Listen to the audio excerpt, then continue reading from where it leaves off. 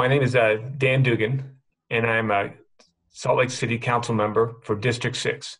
Council member, obviously things aren't normal these days, and I'm wondering if you could speak to your personal experience about how different things have been for the last few months. Well, it's been interesting because I had a steep learning curve, and everything was going very well. And I was getting excited. I was meeting the staff. I was meeting the other council members face to face. We had some nice interactions.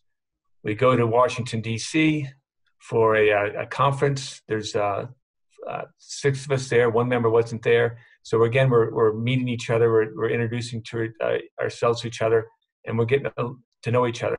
And then all of a sudden, the COVID-19 starts to surface, and two members, myself and another member, Darren Mono, contract the virus.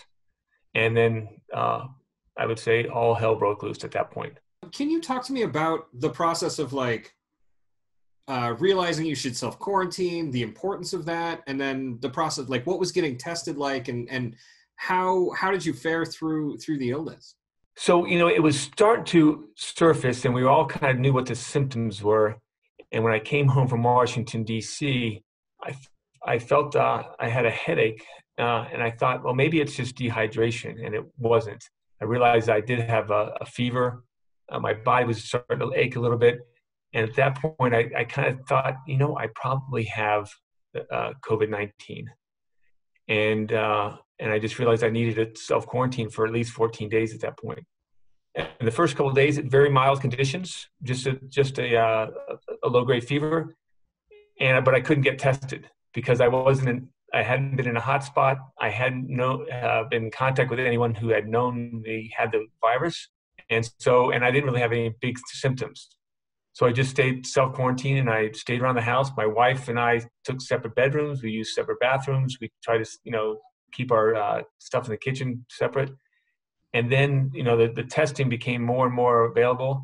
And then just about the time I was going to end my self-quarantine, I was able to get a test. And then I tested positive, which I kind of thought I would. And again, I quarantined for another 5 or 6 days before I went back to work. But I really had mild symptoms, and it really didn't. I was lucky. I was very fortunate to just have mild symptoms, loss of taste, and a low-grade fever. As far as your work with the City Council, can you tell people more about what the City Council's response has been and what you've been doing to really help your constituents in the city as a whole continue that work?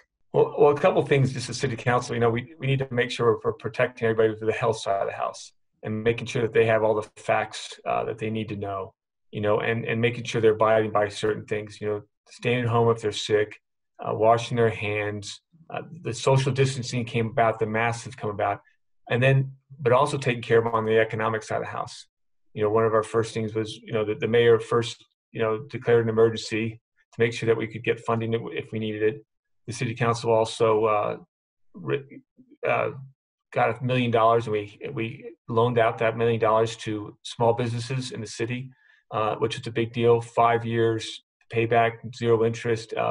So that was a big deal. We got to take care of their health, and then we got to take care of their economically and their jobs and everything else. But if we don't take care of their health first, that's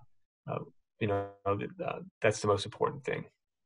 What did your experience quarantining yourself kind of teach you about what people are like? What's your experience been like, and how did that change your perspective maybe, or on how things have been going for everyone else? When I was quarantining, I felt very fortunate that it was just my wife and I in a house that we could actually separate bedrooms. I have a yard, so I was able to go out in the yard. I have a neighborhood that's I can easily walk down the street where there's not a lot of traffic, there's not a lot of people, and so I can still be able to have some space. So I feel very grateful that I had that, and I realized that if you were in a family in a small apartment, you wouldn't be able to do that. Or if you're downtown and had to take an elevator up to your apartment, you wouldn't have to do that. And I really understood at that point how difficult it is to self-quarantine or quarantine with a family and not, pass it on. And also just the closeness that you don't always feel every day.